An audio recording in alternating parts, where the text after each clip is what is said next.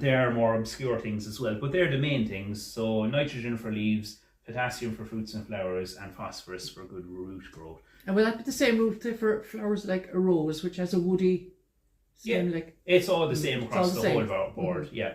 And then you can get books and stuff and go on the internet and see the different variations of if it's lacking zinc or magnesium, the differences in the leaves. But I wouldn't be too worried about that. I'd probably go and ask someone in the garden centre or something. Also, if you are ever going to a garden centre like Kinsale Land and Co-op, is bringing photos. It really helps. Bring in some of the leaves or something. It can be quite difficult sometimes to explain it. I had some funny ones over the course of time. One in particular is that someone came in and they said they had this plant. It came up with green leaves in the spring. And I was like, ooh, that's a tough one. There's a lot to come up with green leaves in the spring. Oh, I'm never going to get this. And they said, oh, someone else would know. They'd know. And I was like, will they know? I'm not so sure. And by absolute pure guesswork, I guessed it. It was a hosta, a green hosta. Because I just looked around and thought they probably bought something from here. But so, and then some people will come in and they kind of say, yes, it has red flowers. It's this big and it's difficult. So photos and leaves definitely help. And sometimes even all of us, we forget some of the names. There's so many names rolling around, wrapping around in your head. And the other thing I wanted to talk about as well is green manure. Has anyone ever used green manure? Or know what green manure is? No. Yeah. What is it? Uses green manure, yeah. I'd be afraid to use it because there's all the digging in afterwards. Oh yeah. That's the reason I don't use it. No, what is it? So green manure is a Use it, crop. Jeffrey? It's a crop that it. it's a crop that you would grow kind of towards the end of the summer, the autumn. So like I suppose think of it this way: your vegetable garden is kind of finishing towards the end of the summer. You probably have a blank space, and you probably, if you have a big enough area, you're probably going to do nothing with it. It's probably just going to be blank. It's certainly what happens at home anyway, but not with everyone. Some people would use every inch of ground. But so we would normally have a blank ground or a fallow piece of ground. People have heard of that. But instead of doing that, you can add something back to the ground.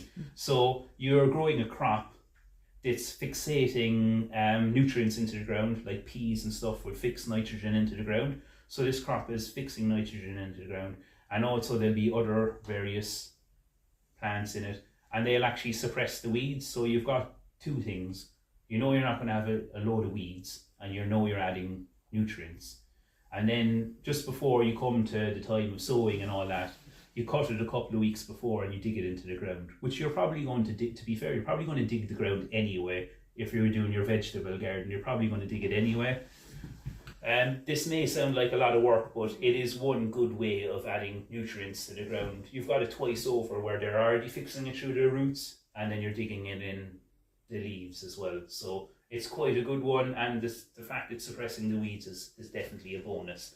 Would you need to plant a particular plant, or would you just digging in what's the end of the season kind of stuff? It's you just want to kind of use the green manure. It would be a specific kind of, so you can actually get certain packets of green manure. You don't particularly, and there's various different green manures and mixtures and whatever. I would probably just start off and see what you can get, see what's available. I would try it anyway. I put a lot of Facilia, but I couldn't put it down because it was so nice. Oh really? So I just left it. Oh, lovely. That's not too bad, to be fair, you know, if you're happy enough with it. So I just think it's a good one. Look, some people might think it's just more work or whatever, but certainly that it's adding nutrients into the ground twice over and keeping the weeds down. And if there was nothing going to be there anyway, sure, what harm is it? I know some people would do no digs and stuff like that as well, and put cardboard and maybe the weed fabric down as well. And what's the latest you sow that stuff? It's kind of normally towards the end of like August, September time. Too late now. Yeah, it's too late now, unfortunately. Yeah, you'd want to get it growing when there's a bit of growth there in kind of August, September, October. It's kind of even the first half of October, not the second half. So that's a good one anyway. I definitely recommend trying it and see what you think. Let's try that here next year. Is there benefit to that though, the way I left it and it just kind of withered away after a while? Well, like if it was a green manure, it certainly fixed something, and when it died into the ground, it did kind of what it's supposed to do anyway. I suppose maybe maybe you didn't need to set something there at a specific time, so it was fine for it to die away into the ground. But most people would want it ready in February or whatever to do your first early potatoes or something, so it would have to be cut and got rid of and dug and the ground be prepared. Depends what kind of garden and what you're doing in your garden. Another one that's certainly worth talking about is crop rotation. Crop rotation can be it sounds so simple. I just want to, we do it at home, but we don't do it well. My father isn't really interested in it. I don't do the veg garden at home. He enjoys his own garden and he does his own thing. But crop rotation is brilliant. So you normally start off with your potato family, followed by your pea family, followed by your cabbage family, followed by your carrots, onions, beets, and then back to your potato family. So that's normally what you do. Anyone know why we do crop rotation? For nutrients? Yep. Stop Anything else? build up of pests. Yeah. Weevil and everything. Yeah. So it's- And diseases.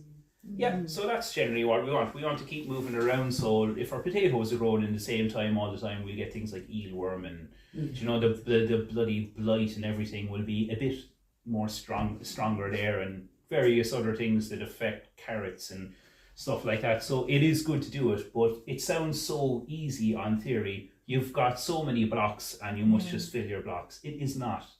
I've read books before I came here and I thought, well, there is no simple way of doing it because it just doesn't work out. No one grows the same ratio of potatoes to peas. I can put my hand up at home and say my father grows nothing from the pea family and nothing from the cabbage family, so it's not crop rotation is what he's doing, and he grows mainly potatoes. And do they have to be in the order that you call them out? Potatoes, peas, cabbage. What's the fourth one? Cabbage, and then carrots, onions, beets, things like that. So they kind of all benefit each other that way. So like peas and stuff, like the potatoes would be quite a heavy plant, and the peas added nitrogen after that, which is good for cabbage.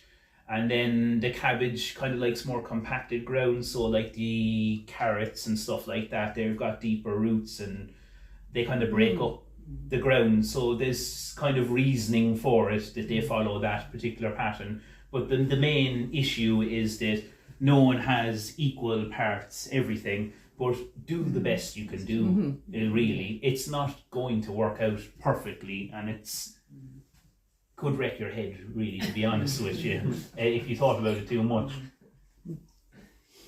But I'd certainly be thinking, am I doing it? Am I trying to do it to my best ability? I wouldn't get overly concerned, but I'd certainly be doing the best I could with it.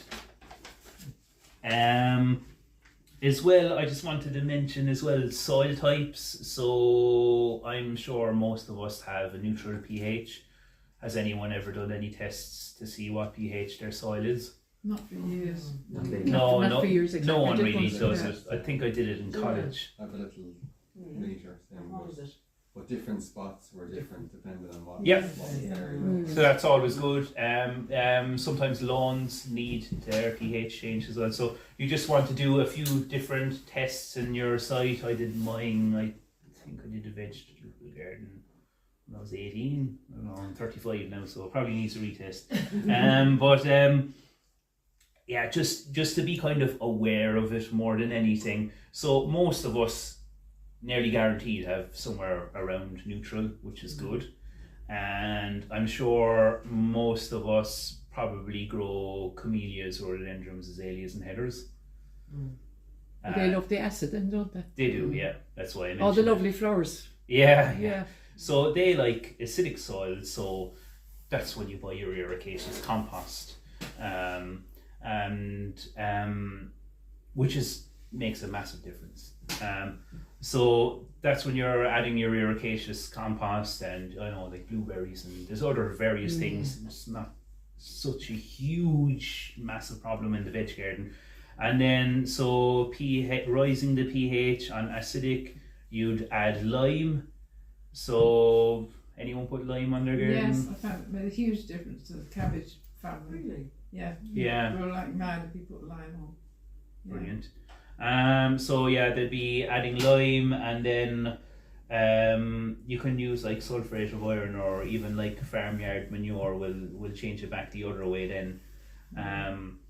But just to kind of think about that anyway. So the scale is kind of 1 to 14.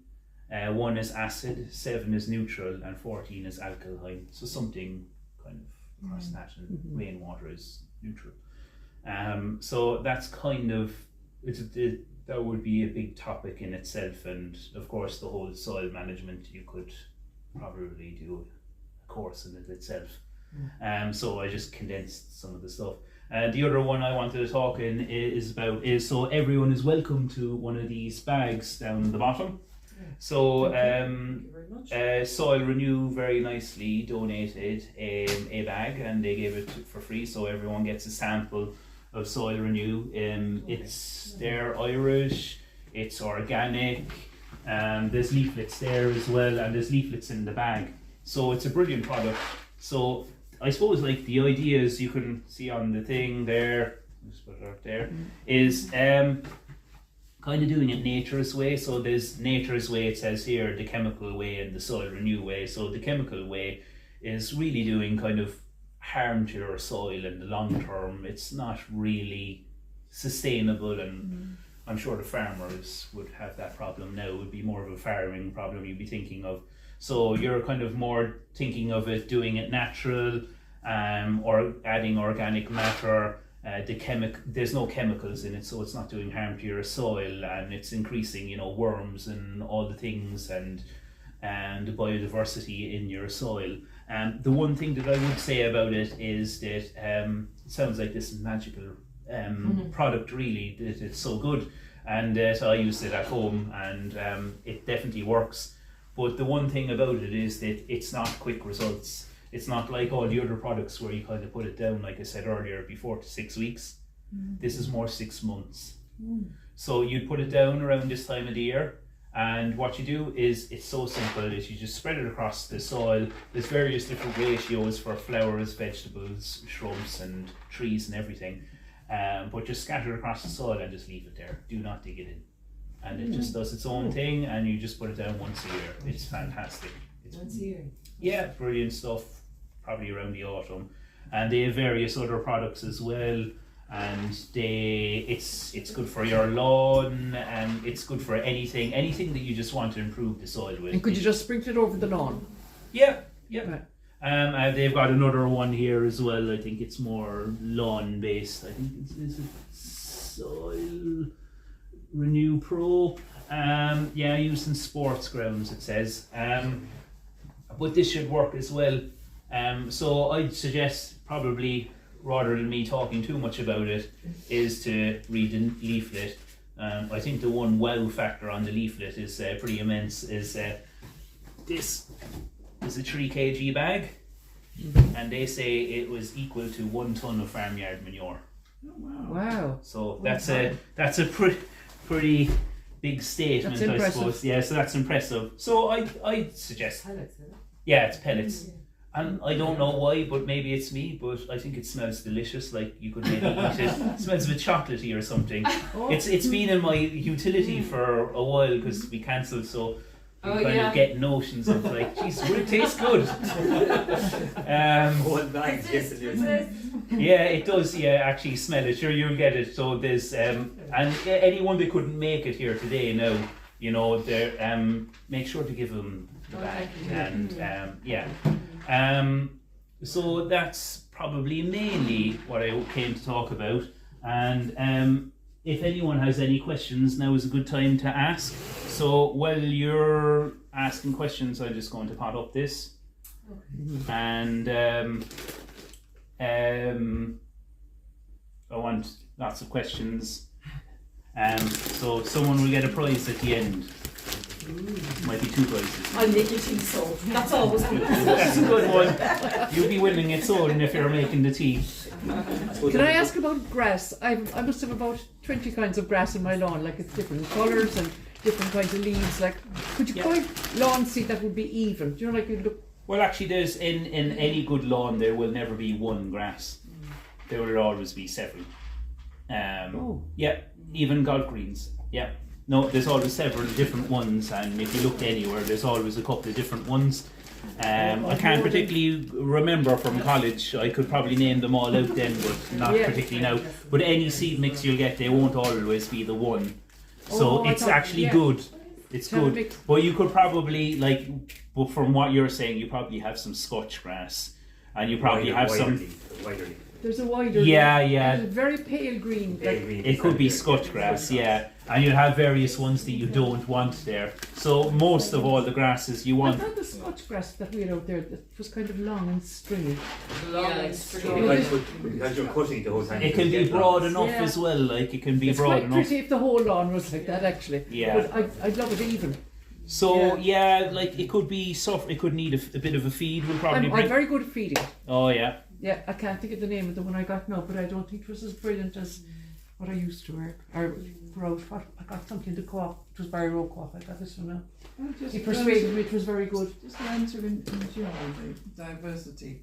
And encourage Yeah. clover in there as well. Because when you think of it, Mary, your garden, right, is long, and you have the bit in the sunshine, the bit in the shade, Yeah. the bit under the trees, Yeah. you have the bit out in the middle that gets all the sun. So you actually need 4 different types of grass there just to keep them looking like grass. Do you know what I mean? Yeah. So maybe it's nature's way of just saying, I'll grow here. But there's one particular little island of pale grass. Oh, that's It the looks fairies. funny. That's Don't disturb that. Fire Fairness, Mary, you definitely won't win You'd this be in now. trouble Is then. that Parry Soldier? It is, yeah. Fairies are included in this, alright, yeah. I think that's a learning curve for us all, Mary, in the sense that I'd say, I don't know exactly, but your generation grew up with having the garden, especially the lawn, kind of picture Immaculate. perfect. Yeah. And there's necessarily maybe nothing wrong with that, but then we've probably gone looking at it from a different angle now, more like is a bit of diversity in it, maybe Yeah. as nice, but it's hard for us to get The our mindset. mind into that. My mindset has certainly been that way, so that's what people paid me for 15 years. They wanted the perfect lawn. You have to give people what they want, their customers, so that's what they paid me to do. So it probably wasn't the best thing to do, like to be looking at adding all these chemicals and having the perfect lawn, but I'm always And- spreading a weed killer. yeah, I and hate weeds. but I suppose that we should probably be thinking that we do, like certainly Gardeners World, they've been mentioning certainly for sure, like why not have dandelions and daisies? There's colour in it, but I know from my point of view, I don't have a lawn at home. We have no lawn; it's all veg garden. Is that I would like a perfect lawn as well myself. Yeah. But but because that's what I grew up with, and it's what we grew up with. I suppose we should be changing our ideas really going forward. We should probably be going away from that. Yeah. I probably wouldn't be the best one for advising to be more diverse because that's not what I was paid for 15 years. So Unfortunately. I wonder who started off calling one lot weeds and the other lot flowers. Well, it's interesting now you say that about weeds. So, does anyone know the definition of a weed? Land in the wrong place. Yeah. That's exactly what it is. So, by definition, anything can be a weed. Camellias can be a weed. The most Or expensive anything could be a plant. nice plant. The most expensive plant in the world could be a weed. Potatoes can be weeds. They certainly can be weeds for sure. Anyway. It's just maybe a mindset we need maybe changing it. But certainly, I would be thinking the same. I would be feeding it. I would be scarifying it. I would be aerating it. I'd probably, maybe if you want to send a picture in,